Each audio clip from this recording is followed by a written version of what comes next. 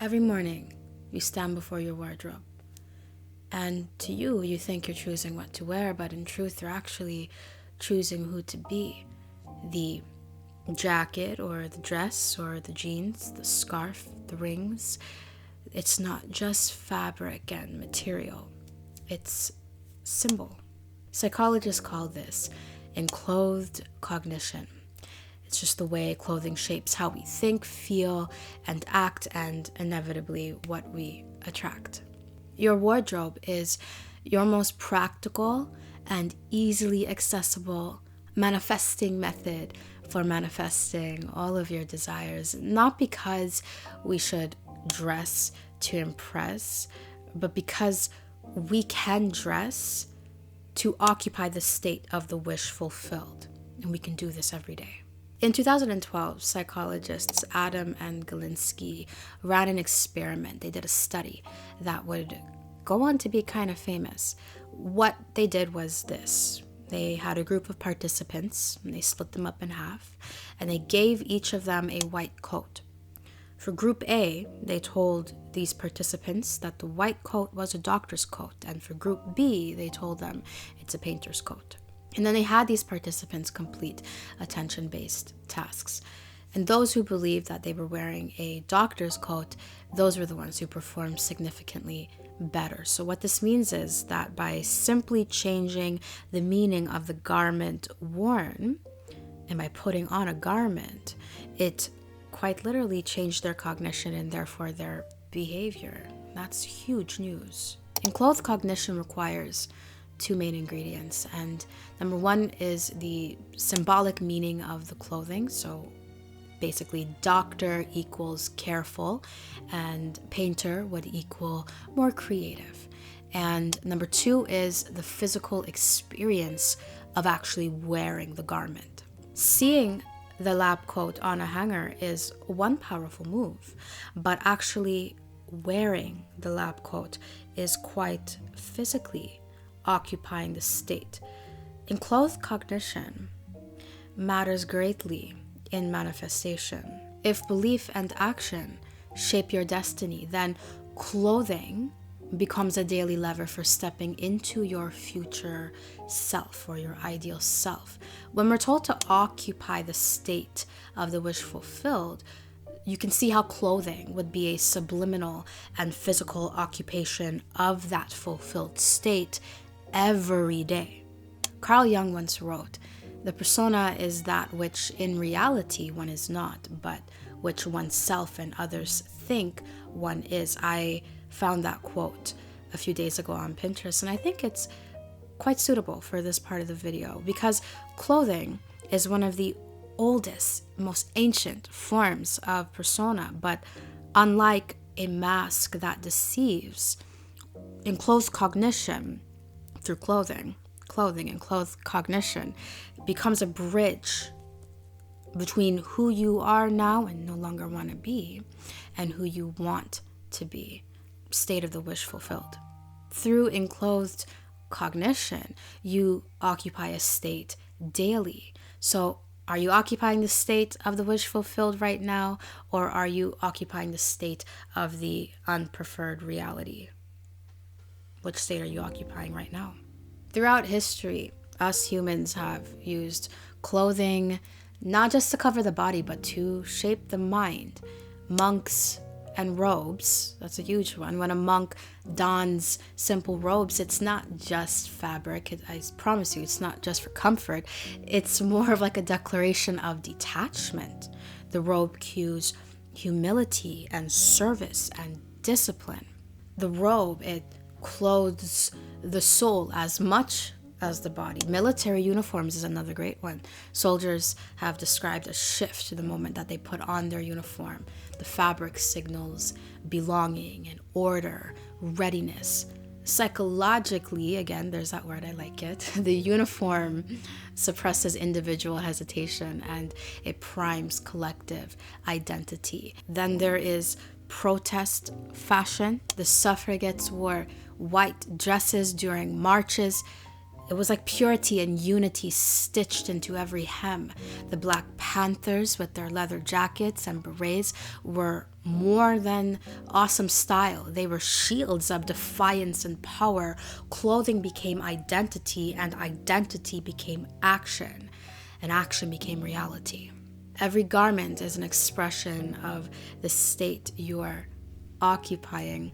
Fun fact, Gandhi. Let's talk about him for a second. Gandhi used to wear suits. He abandoned his suits for that. And this was not only political. This was psychological. His clothing was a manifestation of humility, of resistance, and solidarity. His attire shaped how millions perceived him. It really did. But it also shaped how he saw himself. Ideas are impressed on the subconscious through the medium of feeling. No idea can be impressed on the subconscious until it is felt.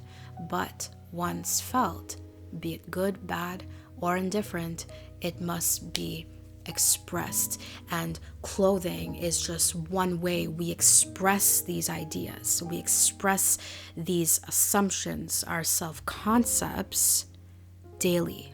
Rituals reduce anxiety and they boost performance.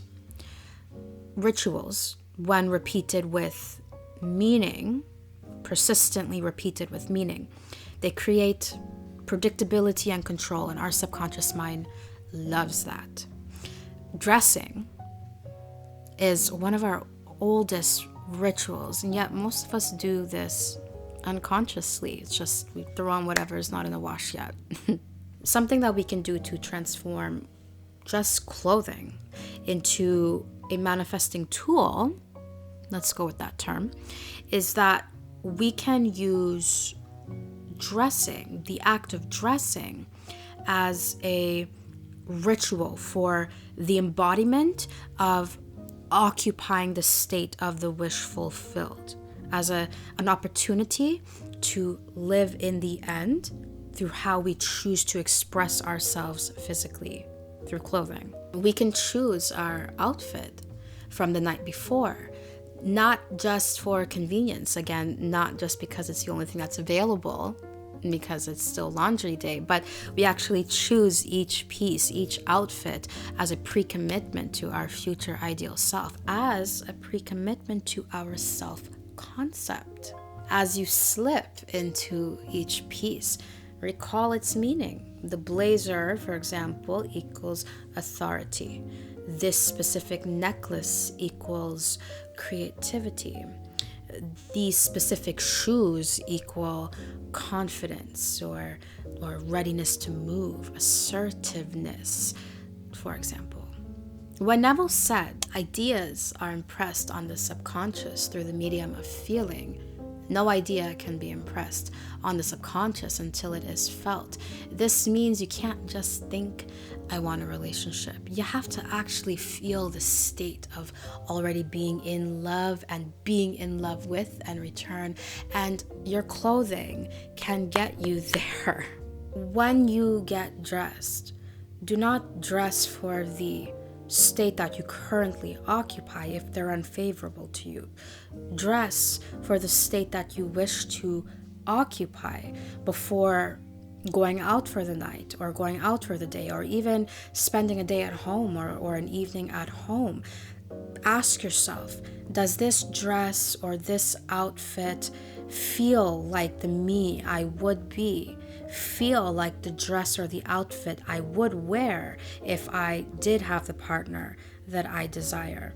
If you had the partner that you desire, would you really be wearing those socks with the holes in it? Would you be wearing that t-shirt with the Colgate stain on it? Would you be doing that? Maybe, maybe not, likely not. Ask yourself this question and then choose the outfit that you would wear if you had the partner that you desire or if you had the glow up that you wanted or whatever it is. Simply put, choose an outfit that helps you occupy that state, that feels like the you that you would be if you were physically in that state. And as you put it on, imagine you're getting ready to meet that someone who already adores you, or imagine that you're already in the body of your dreams, or you're already in that situation where you have disposable income because of your side hustles that took off, or whatever it is that you desire. There is a dress code associated with the state that you physically want to experience now. When you start dressing in a way that occupies the state of the wish fulfilled, some really cool things start happening. You start noticing some very interesting things. You start noticing how your body shifts.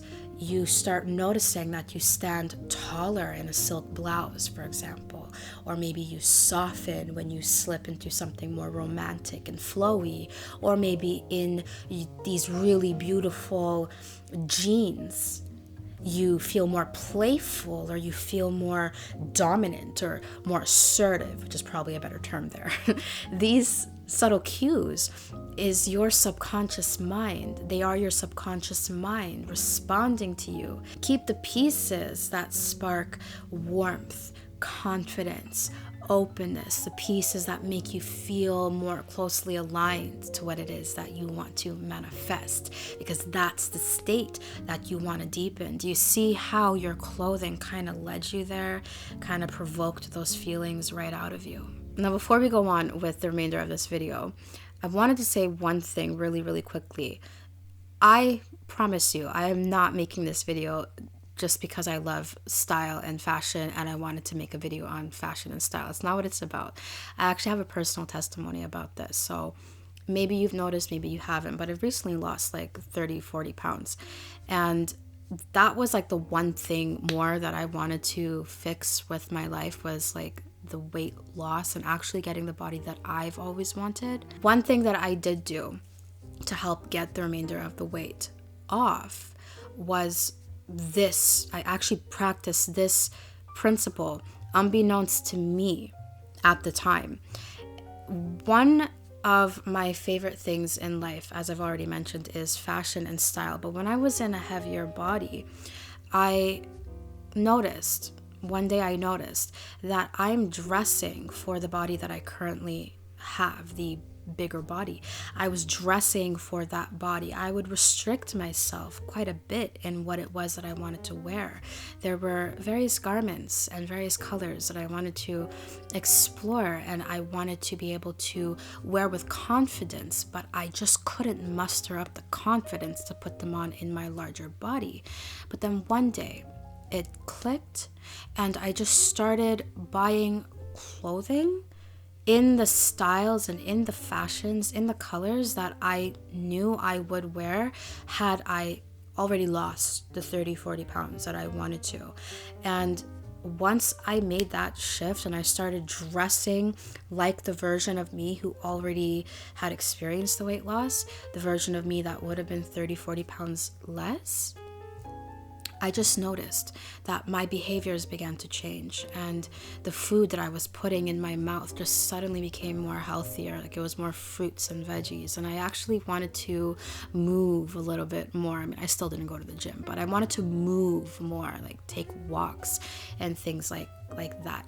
I started monitoring what I was eating, and I wanted to know the nutritional value of it. I started drinking more water. I drank I think it's like 3.5 liters of water a day. I aim for that, at least. Not every day is it completely perfect, but I do aim for that. And all of my sweet drinks, I love sugar, but I started finally noticing the 0-calorie options and actually liking the taste of them. So that's just a little testimony that I wanted to share about my personal experiences with this principle known as Enclothed Cognition. Take it from me, it absolutely works. Try it for yourself and then take it from yourself.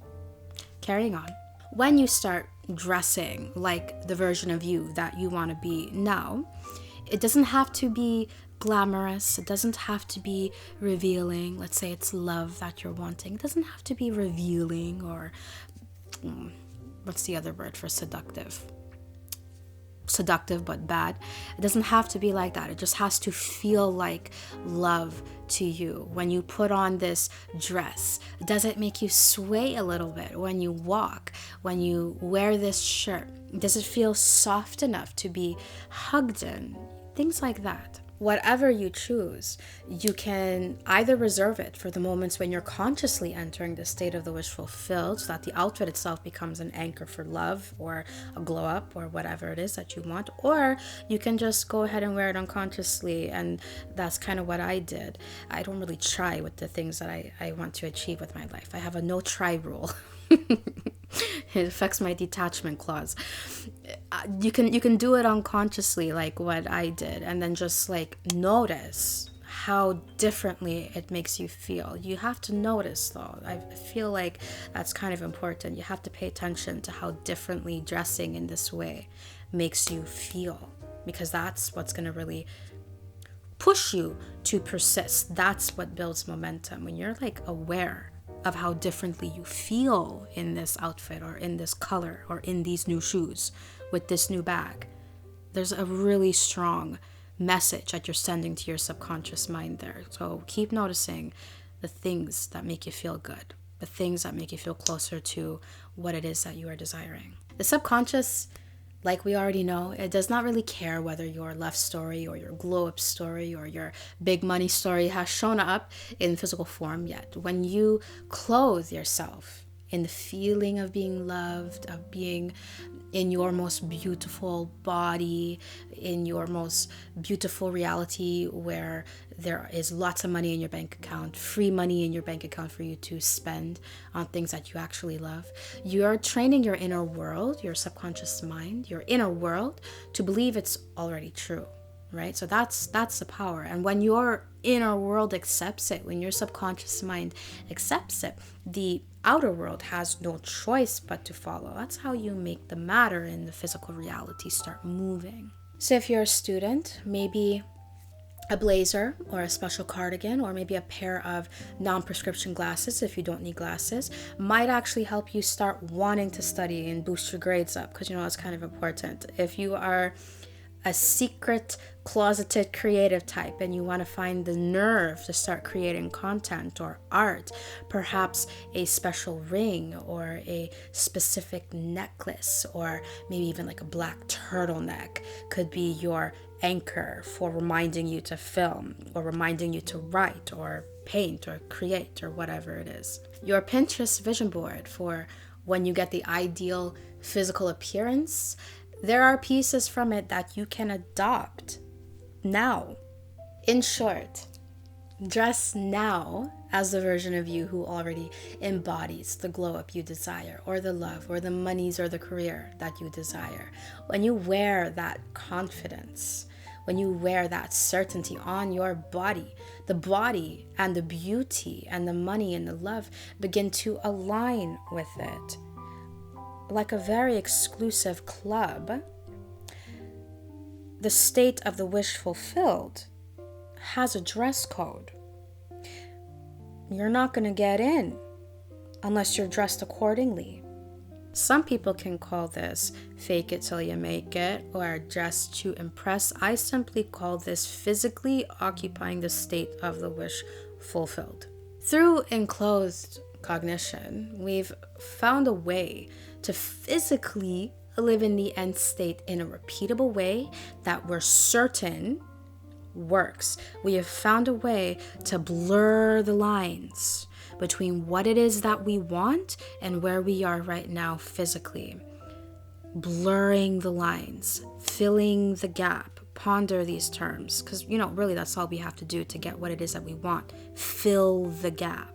Blur the lines between what is imagined and what is reality. Context does matter here.